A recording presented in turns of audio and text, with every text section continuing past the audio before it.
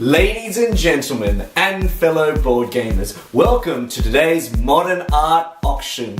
For sale today, we have this unique art piece by resident board game designer Reiner Knizia.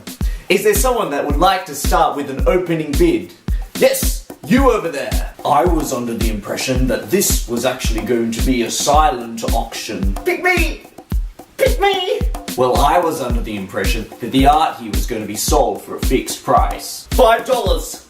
And sold!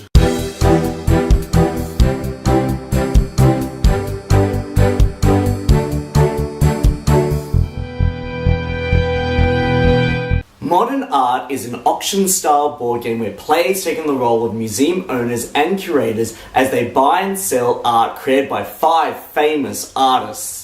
Over a series of 4 rounds, players will try and sell paintings from their hand by selecting from a range of different style of auctioning methods, including the open auction, the fixed price auction, the once around offer auction, the hidden auction, and the double auction. The other players will try and bid on these pieces of artwork and add it to their own collections.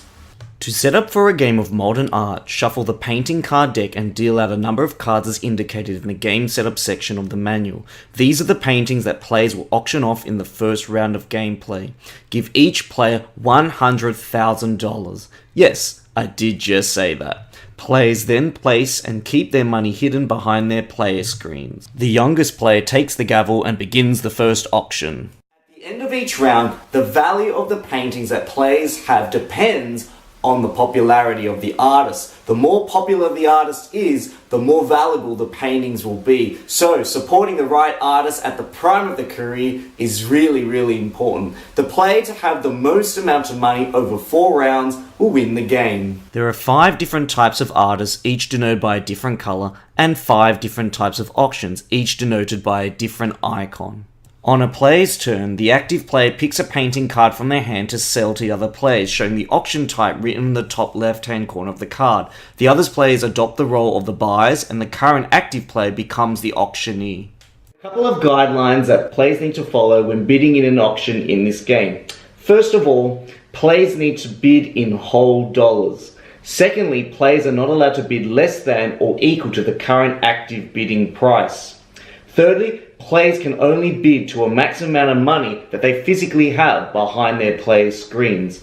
And lastly, if no one bids on a painting, the auctioneer gets to keep the painting for free, except if it's a fixed price auction where the auctioneer needs to pay the price that they announced. In an open auction, players can interject and call out the bid that they want to make, provided that it is higher than the previous player.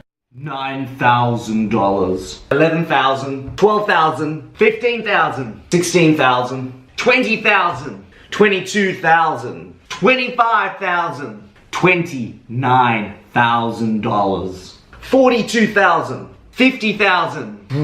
I'm out. And sold! The highest bid pays the auctioneer and wins the painting for their collection.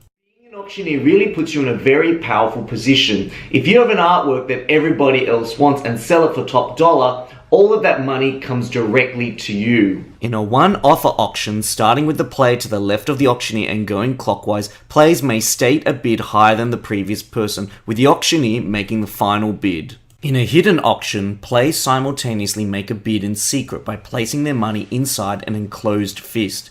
Simultaneously, players reveal their bids. The highest bid wins. If there is a tie, the player closest to the auctioneer in a clockwise direction wins. In a fixed price auction, the auctioneer selects a price for the painting. Going clockwise, players opt to buy it or not. If no one buys the painting, the auctioneer must purchase it. I've got this really gorgeous Raphael Silverius style artwork available for this one-time only fixed price. There are a couple of things to think about when making a bid in this game. First of all, you need to think about the worth of the painting and whether the artist that you're bidding all your money for is actually going to reap you any reward by the end of the round. So having a long-term strategy is really crucial. Second of all, you need to think about not overbidding for particular pieces of painting because the money that is actually paid goes directly to the other players and benefits the other players and increases the amount of money that they have behind their screens to possibly bid on other paintings later down the track. In a double auction, the auctioneer may play another card from their hand by the same artist, but it can't be another double auction painting. Both paintings are auctioned and purchased together. If the auctioneer can't play a second painting, then in turn order, the subsequent players in a clockwise direction have a chance to play a second painting of the same artist. Whoever does now becomes the auctioneer, and all passing players in between skip their turn. The new auctioneer receives the money earned from the auction. It is important to note that the second painting played in this way determines the type of auction it will be. Play continues until the fifth painting of a particular artist is played. The round immediately ends without an auction occurring. At the end of the round, the number of paintings most purchased from each artist is calculated and ordered into first, second, and third. The most popular artist for the round has the $30,000 token placed in their corresponding artist column and round row. Subsequently, the second place $20,000 and third place $10,000 tokens are similarly placed. All other artworks for the particular round are worth $0. Players then take from the bank the money they have earned for the purchase they have made, corresponding to the amounts on the round board, multiplied by the number of paintings they have from each of the currently popular artists. This little beauty is amazing. I really love the dramatic tension that this game has to offer and the high level of play interaction. In fact, it can get quite intense. But I love how the mechanics really fit snugly into the art entrepreneurial theme. The game has very simple rules, yet there is a really interesting learning curve where players have to learn to try and make tactical and economical decisions that will help them to maximize their earnings from round to round. I love that the fact that decisions that players and other players make have a greater and wider impact on everyone's gameplay and strategy, and they have also consequences on your own gameplay as well.